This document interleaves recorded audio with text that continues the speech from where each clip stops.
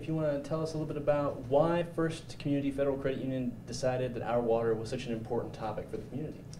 Just because it touches all of us. I mean, it's in our name, community, so it touches everybody and everything we do. It's so important. We need to be educated. It entertains us. The image of water is just, we know it's important. It's everything. If we don't have water, we have nothing. Gotcha.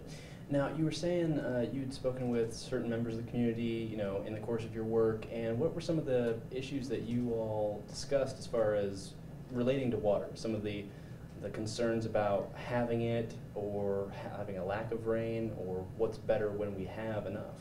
Well, I think it changes depending on what's happening. Right now, we think in our minds we have an abundance of water. I mean, we even had the flooding, and that was bad for a lot of people. But in the end, we've got to have the water. So we have to take some of the bad with the good.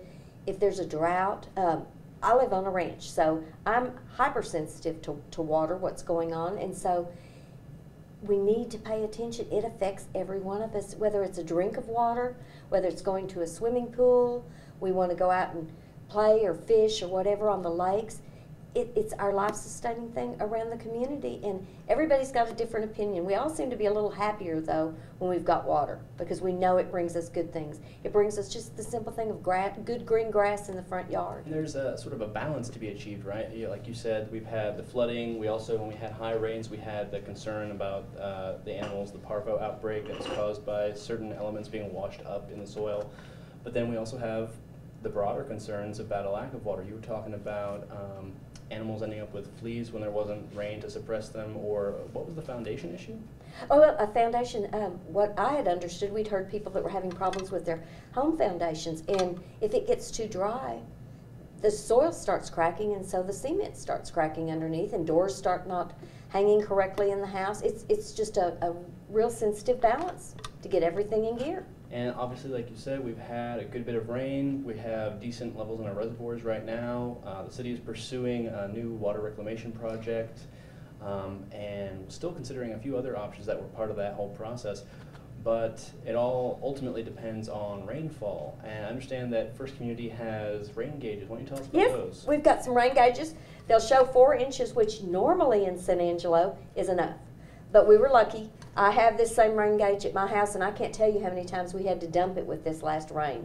It was just absolutely amazing to see a rain gauge that was overflowing in San Angelo, Texas. It's fantastic. And where can people get them if they want to gauge it themselves, possibly send in photos and levels of upcoming rains? They can come by any First Community Federal Credit Union office here in San Angelo. We've got one over on Wildwood by the mall. We've got one out on the base, and we've got one on 29th Street. But they can also go to our Ballinger or El Dorado offices. Excellent. And aside from understanding its impact on the community for our water as a recurring page and segment for them to have that gathered news source, why specifically did you think that rain gauges were a good idea to promote? I think it just makes people aware. When you start watching, it's like anything else. When you start paying attention to how little or how much we get, you start going, wow, that can make a real difference in how things go. And so a rain gauge is easy. Kids can do it, adults can do it, young, old, it doesn't matter. You can put this any place. You can put it where you can see it right out your window, or you may have to walk outside to take a look. But it just makes you more aware of, you think, oh my gosh, that was a gully washer, and you go out and you look and you have ½ an inch in your rain gauge. It just, what our perception is and what's actually happening are usually two different.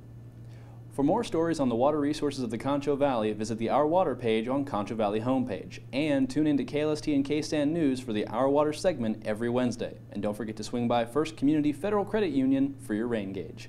For Our Water, I'm Victor Glenn.